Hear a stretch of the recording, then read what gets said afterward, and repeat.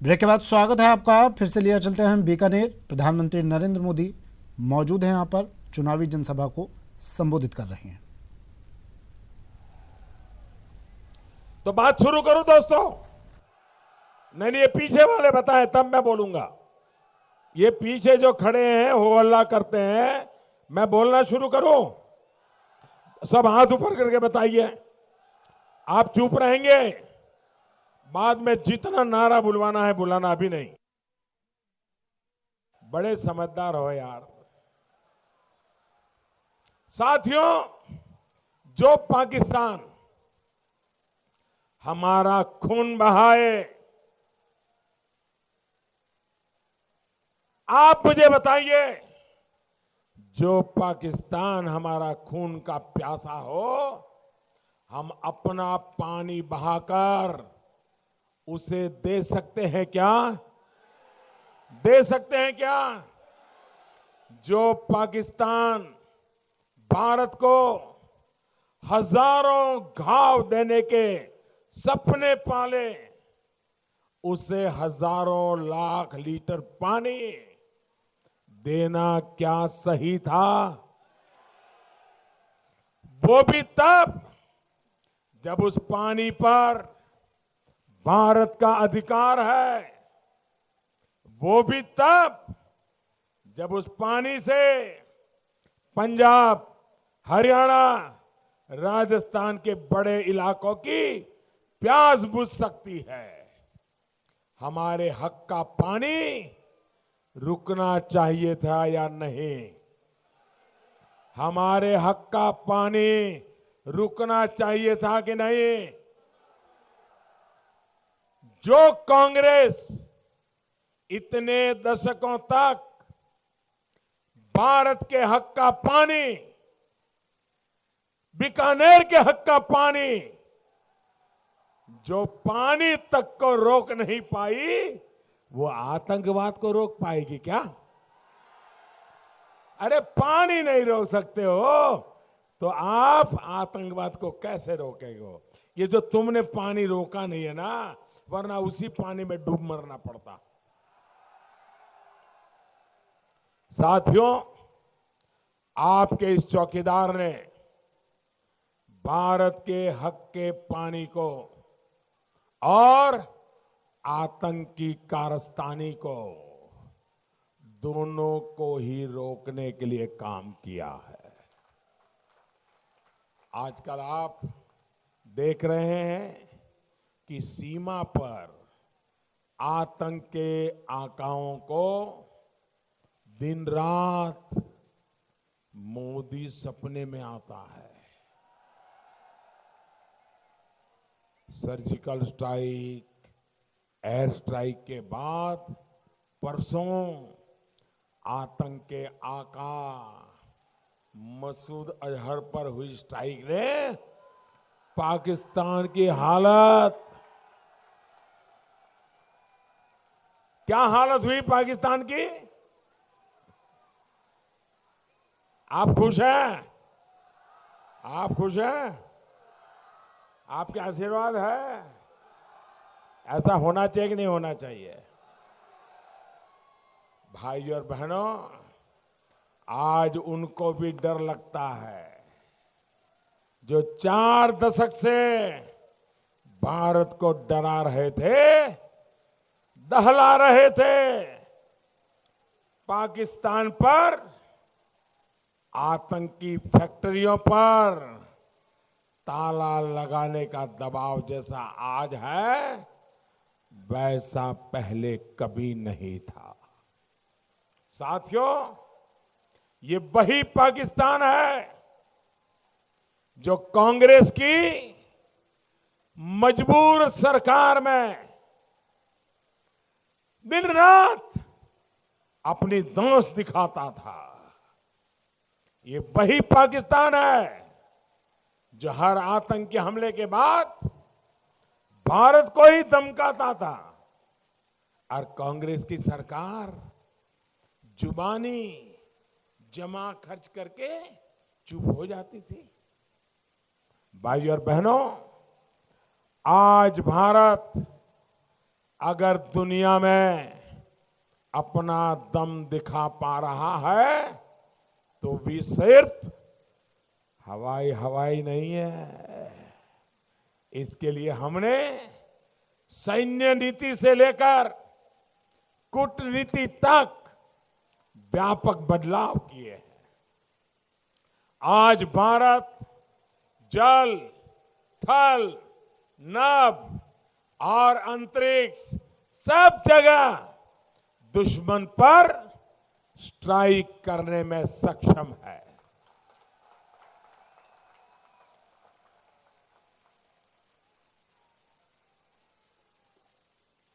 साथियों, आज कांग्रेस के बॉफर्स घोटाले के 30 साल बाद भारत में पहली बार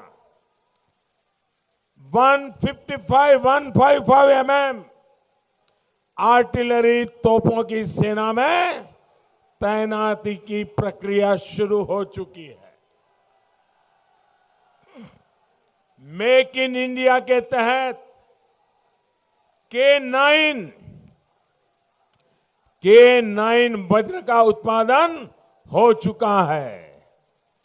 भारत की पहली आधुनिक आर्टिलरी गन धनुष को भी सेना में शामिल करने का काम जारी है। इसी तरह अब हम रूस के सहयोग से AK-47 का नाम सुनते ही लोगों को लगता है हाँ उसके पास AK-47 है, मर गए।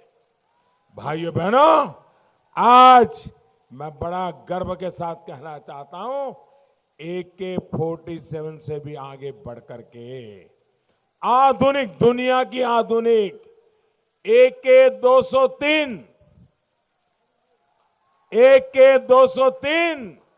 इस राइफल का उत्पादन अब हिंदुस्तान में होगा।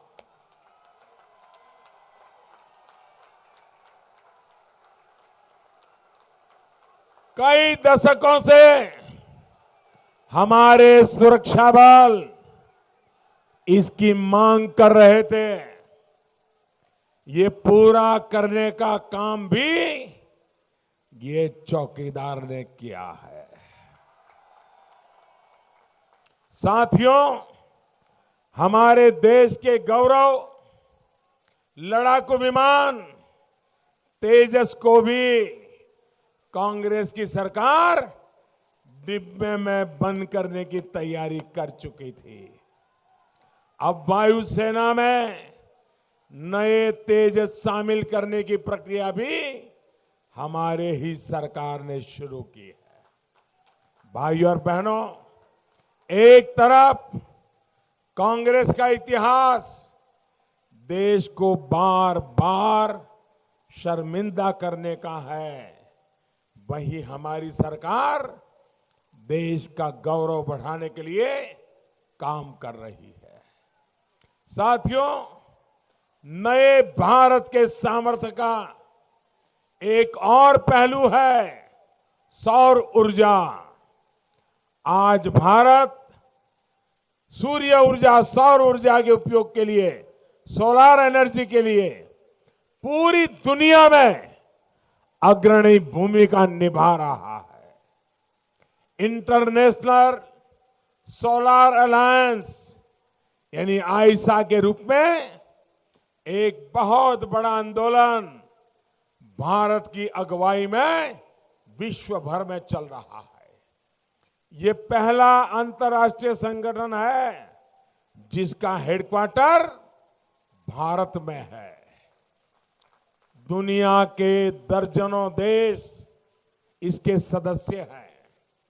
हमने लक्ष्य रखा है कि 2022 तक देश की अधिकतर बिजली सौर और पवन ऊर्जा से बने, जिसका बहुत बड़ा लाभ बीकानेर सहित राजस्थान को होने वाला है। इस वक्त भी राजस्थान में करीब आधा दर्जन सोलर पार्कों पर काम चल रहा है। साथियों, ये काम कांग्रेस भी कर सकती थी, लेकिन वो सिर्फ एक परिवार के आगे कुछ सोचने की उनकी क्षमता ही नहीं बची है। हालत तो ये थी कि यहां बीकानेर में भी विकास के काम की जगह बीकानेर के किसानों की जमीन कब्जा करने का खेल खेला गया। साथियों, कांग्रेस का ये ऐसे बर्ताव करता रहा है जैसे वो देश का भाग्य विधाता है। और मैं मेघवाल जी को बधाई देता हूं। जब बीकानेर में कैसे इस परिवार ने किसानों की जमीन को हड़प कर लिया है, हिम्मत के साथ संसद में जब बोला तो सामने बैठे हुए लोगों का मुंह लटक गया था, रोना बाकी रह गया था, रोना बाकी। और इसलिए अब इतने गुस्से में है, उनको लगता है कि जोधपुर से उनका बेटा हार जाए तो हार जाए, 25 में से 24 हार जाए तो हार जाए, लेकिन इस मेघवाल को नहीं आने देना है, क्योंकि इसने हमारे परिवार के पापों को पार्लियामेंट में खुला कर दिया। इसलिए वो पूरी ताकत लगा रहे हैं। भाइयों बहनों, आपके प्रतिनिधि के रूप में मेघवाल जी ने सही किया कि नहीं किया? पार्लियामेंट में इस परिवार के कारनामों को जी जान से लड़ना ठीक था कि नहीं था? आपके आशीर्वाद बने रहने चाहिए ताकि हम लड़ाई को जीत की ओर ले जा सके। भाइयों बहनों, अभी 29 अप्रैल को नामदार ने अपने ही जिलाध्यक्ष के साथ जो किया, बाल काटने के बारे में जो बात कही, ये आप सभी ने मीडिया में पढ़ा है ना, सुना है ना? भाइयों और बहनों, कांग्रेस की यही असलियत है। कामगारों का अपमान करने में इनको बड़ा आनंद आता है। ये गरीब को, मेहनत करने वाले को उसकी हैसियत दिखाने से कभी नहीं चूकते हैं। साथियों, बाल काटने वाला हो, चौकीदार हो या फिर चाय वाला हो, हर कोई अपने कौशल से खाता है, कड़ी मेहनत करता है, अपने परिश्रम से कमाता है। वो ऐसे नामदारों की कृपा का मोहताज नहीं है। साथियों, नामदार परिवार के इस अहंकार को याद रखिएगा दोस्तों। यह अपमान किसी एक व्यक्ति का नहीं है, मेहनत कर हर इंसान का अपमान है। पसीना बहाने वाले हर किसी को इन्होंने अपमानित किया है। नामदारों, वो दिन चले गए। आपके पैसों पे हम पलते नहीं हैं, हम हमारे पसीने पर पलते हैं। और भाइयों बहनों, मैं गरीबी जी करके आया हूं, मैं मुसीबतों से जिंदगी काट करके आया हूं, और किसी भी मेहनत करने वाले का, जो अपने हाथ से मजदूरी करके, अपने हुनर से, अपने कौशल से जो कमाता है, जिंदगी गुजारता है, कोई भी उसका अपमान करता है, वो अपमान मैं उसे मेरा अपमान मानता हूं। ये अपमान बीकानेर के एक युवक का हुआ ऐसा नहीं है। ये अपमान बीकानेर के कांग्रेस के जिलाध्यक्ष का हुआ ऐसा नहीं है। ये अपमान हम जैसे मेहनतकश लोगों का अपमान हुआ है। और भाइयों बहनों, इनके इस अहंकार ने, यह अहंकार है, इस अहंकार ने देश के बड़े बड़े नेताओं को, राज्यों को, मुख्यमंत्रियों तक को नहीं छोड़ा है। देश के पूर्व प्रधानमंत्रियों को उन्होंने नहीं छोड़ा है। आपको इनका पूरा हिसाब करना है और बीकानेर के पास मौका आया है। ये मौका जाने मत दीजिए दोस्तों। यही के संतान का अपमान किया इन्होंने। भाई और बहनों, कांग्रेस की यही मानसिकता है जिसने गरीब को, किसान को, मजदूर को सिर्फ और सिर्फ नारा बना करके रखा है।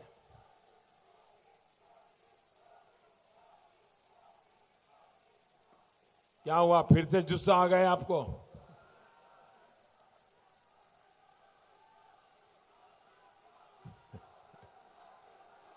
आपके अंदर इतना जोश भरा हुआ है, बार बार निकलता है।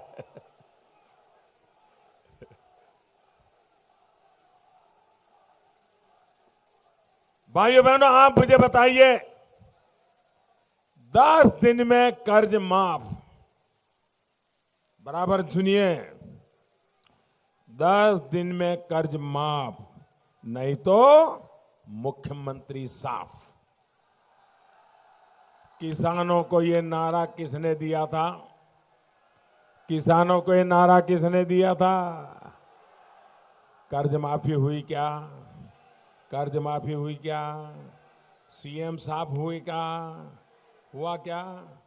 मुझे बताया गया है कि कांग्रेस के इस झूठ की वजह से यहां बीकानेर में किसान खुदकुशी तक का कदम उठाने लगे हैं। कांग्रेस ने गरीब के जीवन की कभी परवाह नहीं की। ये लोग तमाशा बनाने जानते हैं। साथियों, एक दौर था जब कांग्रेस के नामदार विदेशी मेहमानों के सामने सांप नवेलों को नचाकर खुश हुआ करते थे। देश के प्रथम प्रधानमंत्री अपने घर के बाहर मेहमानों को क्या दिखा रहे थे? एक सपेरे को बिठाया था और सांप और नेवले दिखा रहा था, और वो बड़ा गर्व कर रहे थे। भारत के प्रधानमंत्री गर्व कर रहे थे। वो फोटो बहुत जानी मानी फोटो है। बीकानेर वालों ने नहीं देखी है तो देख लेना, सोशल मीडिया में अवेलेबल है। देखा है? पूरी दुनिया ये देखकर कहती थी कि भारत तो सिर्फ सांप नवेलों का, सांप सपेरों का, जादूगरों का देश है, जादू टोना का देश है। आजादी के बाद भारत की उस समय जो छवि बनाई गई, वो दशकों तक ऐसी ही बनी रही। दुनिया के बड़े बड़े देश यही समझते थे कि भारत यानी सांप सपेरों का देश। अब आज ये नामदार परिवार की चौथी पीढ़ी, 4 पीढ़ी, ये चौथी पीढ़ी भी यही काम कर रही है। सांप और सपेरों के बीच में ये क्या हो रहा है? अरे वो ये भूल रहे हैं कि भारत अब स्नेक से आगे बढ़कर अब माउस थामकर आगे बढ़ रहा है। ब्रेक के बाद स्वागत है आपका। फिर से लिए चलते हैं बीकानेर। प्रधानमंत्री नरेंद्र मोदी संबोधित कर रहे हैं। इसके लिए आयुष्मान भारत योजना बनाई। इसमें हर वर्ष देश के करीब करीब 50 करोड़ गरीब परिवारों को 5 सुनिश्चित किया। गरीब और निम्न मध्यम वर्ग की में रहने के लिए मजबूर ना होना पड़े, इसके लिए अपना पक्का घर देने का काम हम कर रहे हैं। जिन युवा साथियों को गरीबी का कारण स्कूल छोड़ना पड़ा, उनको स्किल इंडिया अभियान के तहत काम भी सिखाया जा रहा है। इसके साथ ही उन्हें मुद्रा योजना के तहत बिना गारंटी का ऋण भी दिया जा रहा है। साथियों, किसान को छोटी छोटी जरूरतों के लिए किसी के सामने हाथ न फैलाना पड़े, इसलिए साल में 3 बार सीधी मदद बैंक खाते में दी जा रही है। लेकिन भाइयों और बहनों, याद रखिए, राजस्थान के लाखों किसानों को इसका लाभ इसलिए नहीं मिल रहा क्योंकि यहाँ की सरकार किसानों की लिस्टियों में नहीं दे रही है। साथियों, गरीब किसी का मोहताज नहीं होता, उसको तो बस इतना चाहिए कि कोई उसका हाथ पकड़े, गरीबी से बाहर निकलने में प्रोत्साहित करे। इसी रास्ते पर देश का हर नागरिक नए भारत को दुनिया की महाशक्ति बनाने के लिए समर्पित भाव से जुटने वाला है। सुरक्षा, समृद्धि और सम्मान के इस रास्ते को हम सभी मिलकर मजबूती देंगे। भाइयों बहनों, आपको ध्यान रखना है, ये किसी नेता को चुनने का चुनाव नहीं है, ये किसी दल को चुनने का चुनाव नहीं है, ये 21वीं सदी के भारत के लिए चुनाव है। ये उन करोड़ों युवा साथियों के लिए, उनकी आकांक्षाओं के लिए चुनाव है जो पहली बार देश की सरकार चुन रहे हैं। आपका और आपके बूथ का हर वोट कमल के निशान पर पड़ना चाहिए। आपका वोट भाइयों बहनों मजबूत सरकार बनाएगा। आप चाहते हैं देश मजबूत बने, भारत मजबूत होना चाहिए, भारत मजबूत होना चाहिए। किसी के आतंकवादियों को घर में घुस करके मारने वाला देश चाहिए कि नहीं चाहिए? आतंकवादियों को घर में घुसकर मारना चाहिए कि नहीं मारना चाहिए? मारना चाहिए तो देश मजबूत होना चाहिए। मजबूत देश के लिए सरकार भी मजबूत चाहिए। मजबूत चाहिए कि नहीं चाहिए?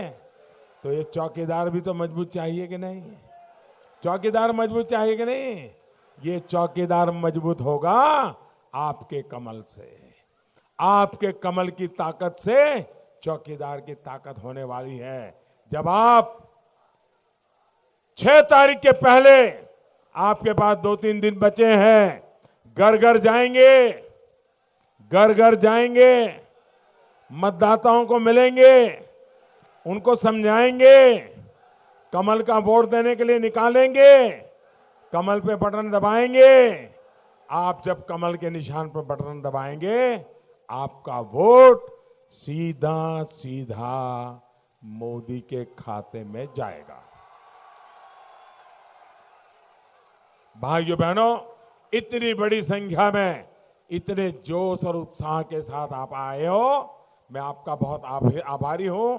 और ये आपके आशीर्वाद मजबूत भारत की निशानी है। ये आपके आशीर्वाद मजबूत भारत की ताकत है। ये आपके आशीर्वाद भव्य समृद्ध भारत का सपना साकार करने की ताकत है। मेरे